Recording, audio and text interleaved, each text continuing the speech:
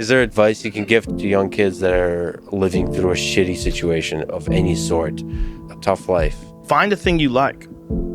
Try to find a thing that you really enjoy. Try to find a thing that you're passionate about. Like an activity? Yes. For me, early on, it was drawing. It was illustrations. It was comic books. I wanted to be a comic book illustrator. And then it went from comic book drawing and illustrations to martial arts. So, but it was just another thing that I was very, very passionate about. That was my vehicle out of my dilemma. That was my vehicle out of my own anxiety and trauma and my own issues and insecurities. And find something. Find a thing that you genuinely enjoy, because getting good at things you genuinely enjoy is extremely beneficial for young people, because it lets you know that, like, everybody thinks they're a loser. Every young person thinks they're a loser, at least a young person in the situation I was at. I didn't know I wasn't a loser until I started winning, until I started doing martial arts. Martial arts taught me that, like, I could get better at stuff, that I wasn't really a loser. I just was someone who was, like, in a fucked up situation.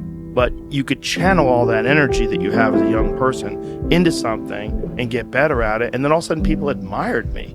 I was like, this is crazy. So I went from being someone who was incredibly insecure and basically a failure to someone who was really successful at this one thing that was very dangerous, that other people were scared of. And that gave me immense confidence, and also a real understanding of the direct correlation between hard work and success. And also an understanding that you can't listen to people. Because even my parents didn't want me to do martial arts. They didn't want me to fight. They didn't want me to do stand-up. There's, like, you have to understand who you are, and then in the face of other people's either criticism or, you know, lack of faith in your ability to succeed, you push through, and there's great benefit in that. And then you realize that you can kind of apply that to other things in life. You can apply that to critics. You can apply that to social media commentators. You can apply that to a lot of things.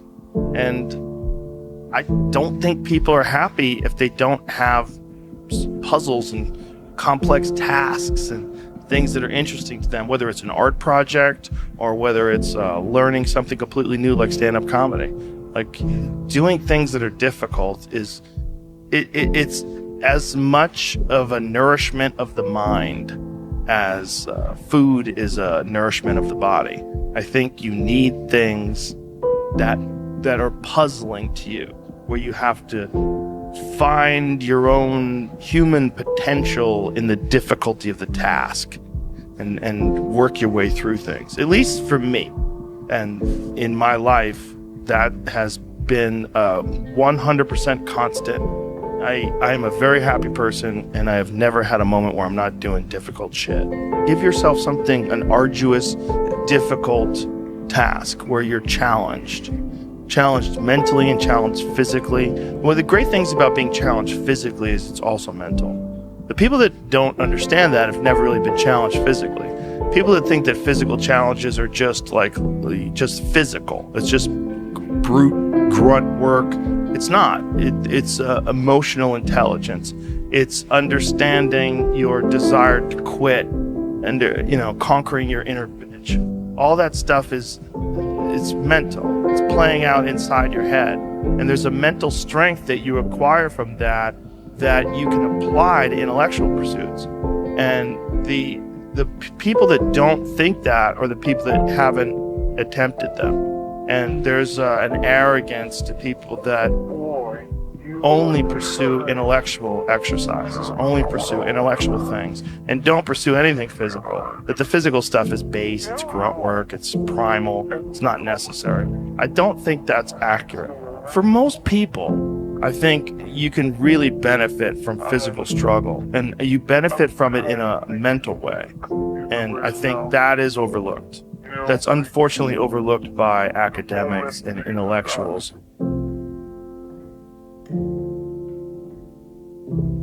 Find some difficult shit to do, because that gets away a lot of the anxiety that you carry around in your body. A lot of difficult things make regular life less difficult. And that sounds so simplistic, but particularly physically difficult things.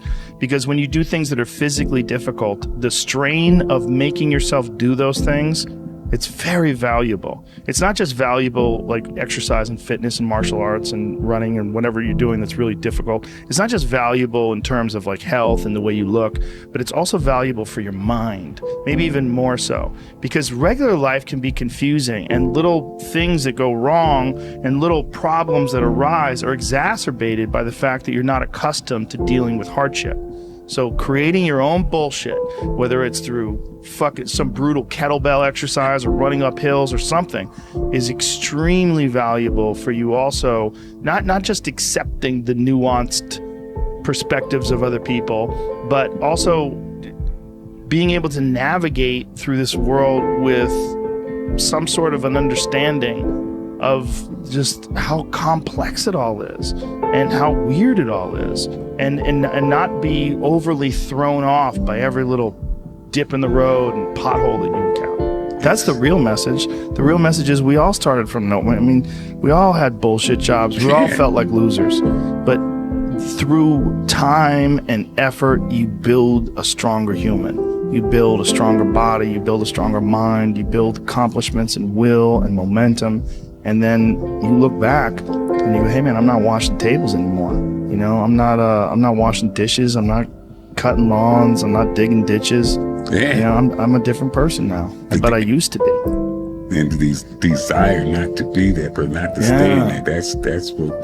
That's the hardest part, right? Is to get out of that rut. When you ain't got shit and there's nothing going on, to have faith then is so difficult. To have faith when you're successful, it's like, yeah, listen, bitch, you've been successful for a while. Of course you got faith. Just keep doing what you're doing. That's easy. It's like you already got up the hill. Now you're just coasting. You know, you're just rolling down the hill. Everything's great. The hard part is getting up that fucking hill. Especially if you got a dad you're hiding from, especially if you feel like you're a loser, or you never really had anything in your life that you could look back on and say, hey, I was really good at that. You know, and there's a lot of people out there listening to this. There's so many people that are in that starting point. Like the people that come up to you and say, I don't know what to do. What should I do? How do I do it? Yeah. How do I get going? But you're going to have to figure it out, one foot in front of the other. You're going to have to find a thing and keep working at it and get better at it. That's one of the things that I like so much about martial arts. They let anybody in. And then from learning how to do that, you get better. And then you realize, damn, I can get better at anything. The desire to get better. Damn, that's for everybody. Just find a thing. Everything. And if you find a thing, like particularly martial arts, because you get belts and ranks and then you can see how you're doing with opponents. But if you could just find a thing and work hard at that thing, you'll realize through that thing that you can get good at anything with time and effort. Pick a thing. Pick a thing. Whatever the thing calls to you. Whatever calls to you. The desire to change those circumstances, whatever they might be. As long as you have to have that desire, the will to change those circumstances. Yeah. That's your start right there. But if you have the will, the desire to change it, there's your starting point.